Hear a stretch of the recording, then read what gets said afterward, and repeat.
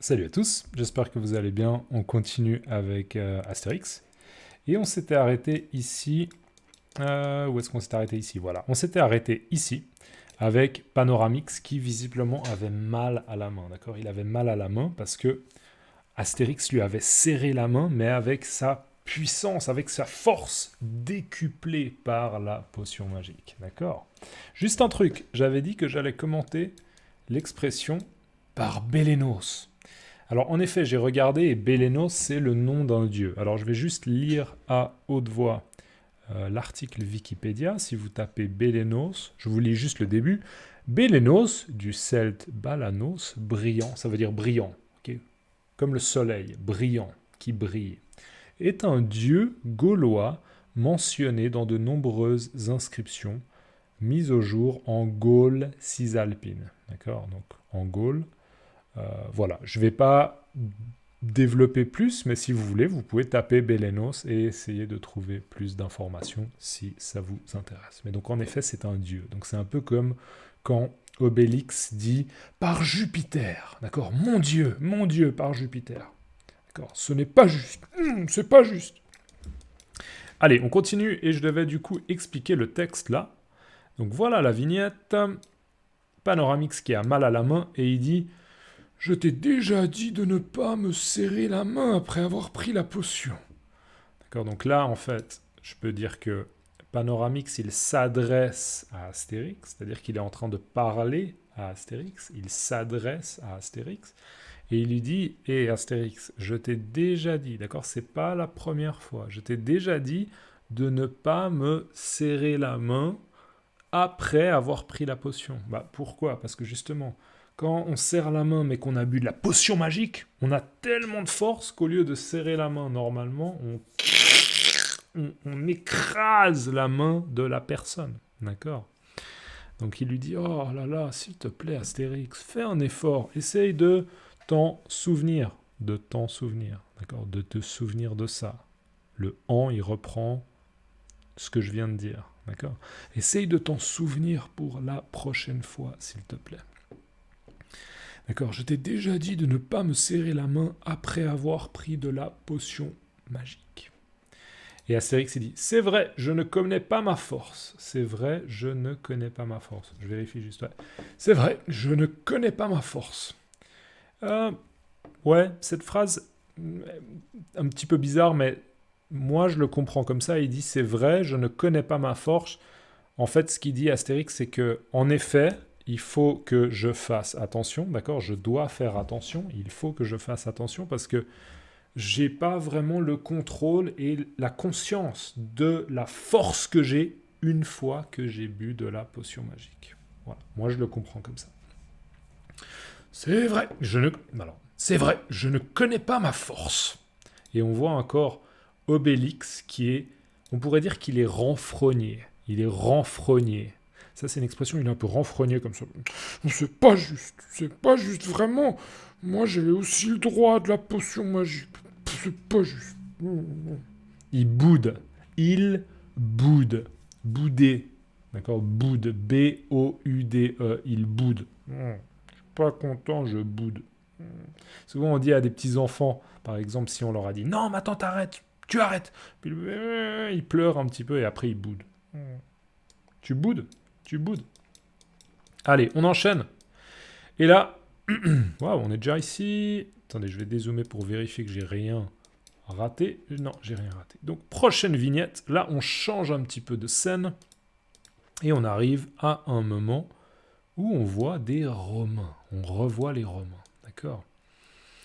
Alors, je vais commencer par le texte. Comme ça va m'aider au niveau du contexte. Bon, déjà, on voit un groupe de Romains là, et visiblement, il y a le chef qui parle. On voit que le chef, il est sur une peau de tigre. C'est bien un tigre, hein. Ouais, je crois que c'est bien un tigre. Allez, on zoome un petit peu sur le texte, et je vous lis ça à haute voix. Les Gaulois que nous assiégeons depuis des années nous narguent. La provocation de ce matin dépasse les bornes. S'ils se mettent à un contre 4, ce n'est plus du jeu. Ah pardon, excusez-moi, j'ai mal lu. S'ils se mettent à 1 contre 4, ce n'est plus du jeu. Ils nous ridiculisent. Alors, je vais déjà le relire une fois et après je vous explique. Les Gaulois que nous assiégeons depuis des années nous narguent. La provocation de ce matin dépasse les bornes. S'ils se mettent à 1 contre 4, ce n'est plus du jeu. Ils nous ridiculisent.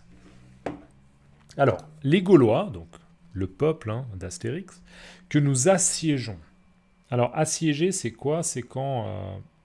imaginez que ça, c'est un village, d'accord? C'est un village. Sur une carte, ça, c'est un village. Et il est assiégé. C'est-à-dire qu'il est entouré par des Romains. D'accord? On se souvient, je pense que vous vous souvenez sur la carte, on avait vu ça. Mais sur la carte, on avait bien vu que le village romain, il était assiégé. D'accord? Il y a un siège. Il est en état de siège. Vous voyez bien, le village... pardon, pas le village romain, le village gaulois. Okay? Il est assiégé parce que tout autour, on a des Romains. D'accord? Donc eux, ils ne peuvent pas vraiment partir. Ils sont assiégés. D'accord? Ils sont assiégés. Ok, on revient.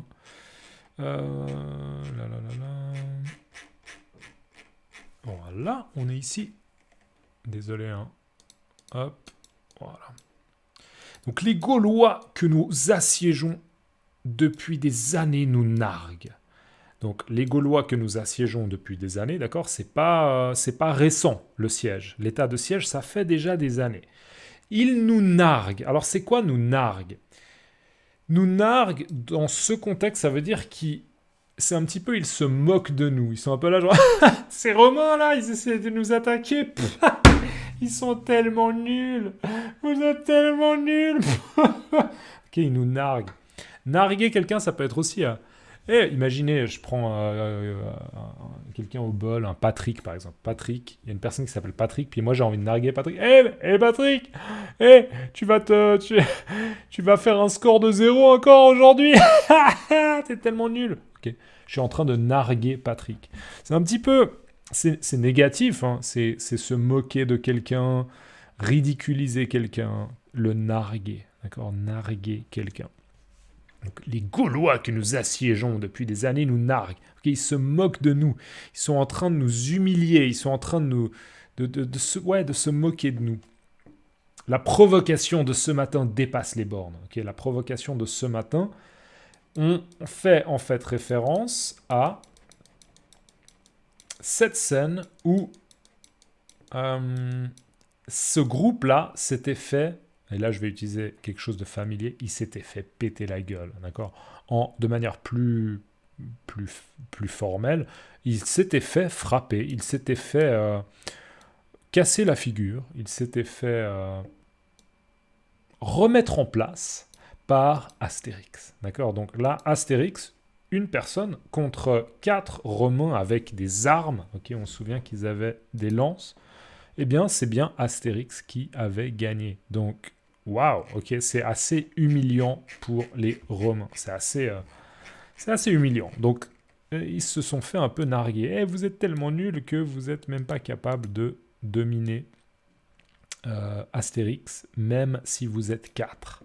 Les Gaulois que nous assiégeons depuis des années nous narguent. La provocation de ce matin, maintenant on sait à quoi on fait référence, dépasse les bornes. Alors, dépasser les bornes, c'est une expression pour dire ça va trop loin. Ok? Trop, c'est trop. D'accord? Ça dépasse les bornes, là. Non, mais t'arrêtes de dépasser les bornes. C'est aussi quelque chose qu'on peut dire à quelqu'un quand il exagère. Ok? Non, mais là, tu dépasses les bornes. Arrête tout de suite. Ok? Tu me parles pas comme ça, là, tu dépasses les bornes. Ok? Tu dépasses les bornes. Juste, les bornes, des fois, on a des bornes. C'est un mot qu'on peut utiliser pour décrire ce qu'il y a au bord de la route. Par exemple, il y a une borne tous les kilomètres. D'accord? Les bornes. C'est des espèces de repères comme ça. Des repères pour la distance. C'est une des significations, les bornes. D'accord? Donc c'est intéressant comme expression. Dépasser les bornes. Ça veut dire qu'on dépasse les limites. Ok? La provocation de ce matin dépasse les bornes. D'accord? C'est beaucoup trop. Il faut agir. Il faut faire quelque chose. S'ils se mettent à 1 contre 4, ce n'est plus du jeu. Donc si ils...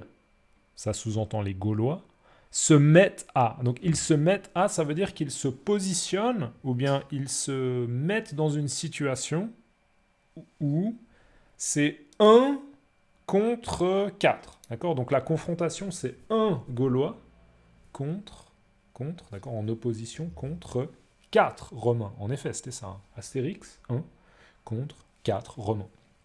Ce n'est plus du jeu.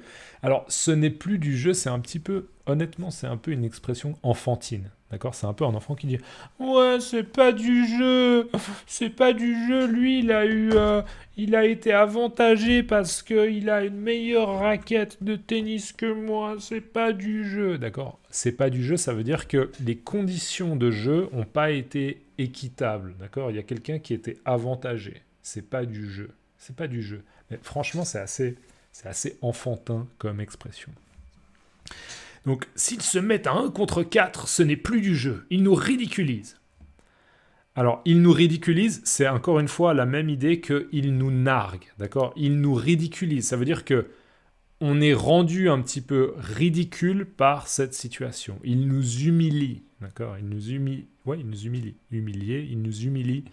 Ils nous ridiculisent, ils nous narguent. Mais quand on y pense, d'accord, juste petit commentaire, quand on y pense, c'est très très stupide comme commentaire, parce que c'est justement, et je pense que c'est un peu humoristique, mais c'est 1, 2, 3, 4 Romains contre un Gaulois, et c'est lui qui dit « c'est pas du jeu ». Ok, donc c'est clair que c'est absurde, parce que on pourrait dire que c'est justement pas du jeu qu'il y ait 4 Romains qui attaquent un Gaulois. Là, en effet, ce serait justifié de dire « c'est pas du jeu ». Donc c'est absurde, et ça montre bien qu'ils sont vraiment nuls. Ok, ils sont vraiment... Les gars, les Gaulois, il faut faire quelque chose, là. Il y a vraiment beaucoup à améliorer, d'accord? Ok, on va juste dézoomer pour voir si on a tout dit. Je crois que c'est bon. Alors, on continue là. J'en suis à combien? Waouh, 12 minutes déjà! C'est pas possible, j'ai pris 12 minutes pour juste une vignette. Oh là là, je suis désolé. Je suis désolé, mais je vais devoir m'arrêter. Donc, dans les commentaires, s'il vous plaît, mettez-moi, ça c'est bien, mettez-moi cette expression. Tu dépasses les bornes. Ça c'est bien, c'est franchement une bonne expression. Tu dépasses les bornes. Donc vous pouvez simplement recopier dépasse les bornes, ou bien vous pouvez dire tu, T-U, d'accord, dépasse, vous mettez juste un S à la fin, parce que c'est tu, dépasse, donc on met un S. Tu dépasses les bornes, d'accord? Tu dépasses, vous rajoutez un S, les bornes, d'accord? Mettez dans les commentaires, tu dépasses les bornes, ok? Tu exagères, c'est trop, trop c'est trop. Vous pouvez aussi mettre dans les commentaires si vous voulez, trop c'est trop, d'accord? Bonne expression. Voilà. Likez aussi la vidéo, ça m'aide. Laissez un commentaire pour l'algorithme et pour la mémorisation, pour vous, pour moi, pour l'algorithme. Tu dépasses les bornes, tu dépasses les bornes. Ok, merci d'avance et si vous pouvez me soutenir sur Ko-fi. Ça fait toujours plaisir, ça permet de développer le projet et petit à petit, je peux peut-être poster plus de vidéos grâce aux gens qui me soutiennent sur Ko-fi, sur Patreon ou bien dans les Super Thanks ou bien sur PayPal. Un grand merci à tous les gens qui me soutiennent et qui soutiennent le projet. Et on se voit dans la prochaine vidéo. Ok, à plus, ciao.